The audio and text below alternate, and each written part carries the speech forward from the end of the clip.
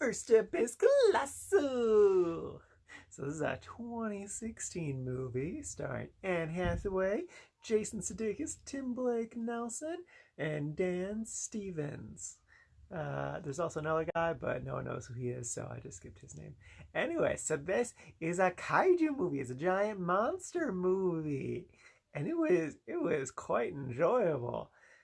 It's also crazy enough. It does a classic sci-fi thing where it has a big, big crazy sci-fi thing, but then it's a big metaphor for something else that's in the movie, and the metaphor is all about abusive relationships, manipulative relationships, just really toxic relationships, and just like how it can be hard to identify them, and even once you do identify it, it's hard to get out of those relationships. And it's really interesting and really solid. My only complaints about the movie is like it is credited as a comedy, and I wish they would have pushed the comedy in just a bit and kind of dialed back the melodrama, because it was a little over the top at a couple times. Like I'm not gonna say who the bad guys were, but the bad guy kind of got, I don't know, just went a little too extreme, and it's like, okay, buddy, all right, this is. I mean, I've accepted giant monsters, but like you're a little bit too much of a douche right now. But yeah, otherwise, besides that, I think it was really solid, and it was good. Oh, she also has to deal with her drinking issue. That's another thing. That's a big part of the movie. But yeah, I quite enjoyed it. Now on to young adult. So this is a 2011 movie made by Jason Reitman and Diablo Cody, who, if you know anything about me, I freaking love Juno, and they made Juno, and then they made this, and then years later they made Tully. So if I were to rank those three movies, I would easily put Juno at number one, and then Tully at number two, and this one at a hard number three. So this, if you don't know, Young Adult stars Charlize Theron, and it's about her in her mid-30s having a kind of a mental break and going back down to her hometown to steal her high school sweetheart away from his wife. It's a bit ridiculous. It's solid. It's a very hard movie to watch because there's lots and lots and lots of cringe that I just like had to curl up in a ball and be like, I hate everything. Yeah, I remember liking it a lot when it first came out. And I still like it a lot this time. Charlize Theron does awesome as always. It's hard for her to not have a great performance. It also has Patrick Wilson, who he just kind of nails his performance. It really seems kind of effortless for him.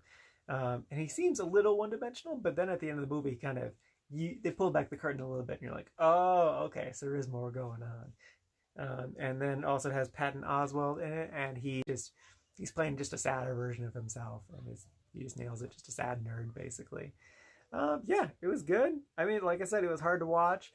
It had a really interesting ending. I'm not going to spoil it here, but I don't even... Maybe kind of question whether or not I like the movie, but like, it went in a way I really wasn't expecting. Let's just put it that way. But yeah, I did quite enjoy it this time around.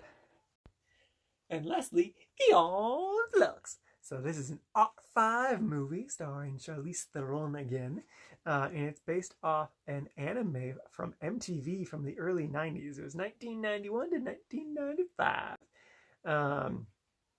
The anime, apparently it's more loosely adapted from it. The anime has a much different story. I remember watching little bits and pieces of the anime, because when the movie came out, they played some of the anime on MTV. And I wasn't a big fan of it. It's really the art style is just like, just ridiculous and out there. And at the time, I really liked the movie. So I kind of went into this viewing experience thinking, okay, this movie's probably not going to be that good. It's probably going to be kind of awful. But I was pleasantly surprised. It was actually all right. There was definitely a lot wrong with this movie, but there's still like some good stuff in this movie. So the basic premise is essentially there's a virus that killed 99% of the world. Oh, weird, so timely. So there's only 1% of the world left. It's 400 years in the future. And there's, rebels trying to overflow. She's part of the rebel group trying to overthrow the leadership because they're being mean and stuff. It's basically it. And it's a lot of mystery stuff. And actually, I liked the story a lot. It was a really interesting story. I remembered the big twists and stuff, even though it's been 15 years since I've seen it. Um, and I really loved like all the different technology ideas they came up with, like skin band-aids and things. It was really interesting. Um, what I wish they would have done more of is kind of push that weirdness more, because I think, like I said, the cartoon was too weird for me, but the movie is just kind of held back, trying to like not freak out general audiences, and that definitely hurts the movie. The biggest fault of this movie, though, is that it's trying really, really, really hard to be the Matrix, and it doesn't. It's not the Matrix. It's not the Matrix. It's not even close. Um, Another fault I would give this movie is like the action editing.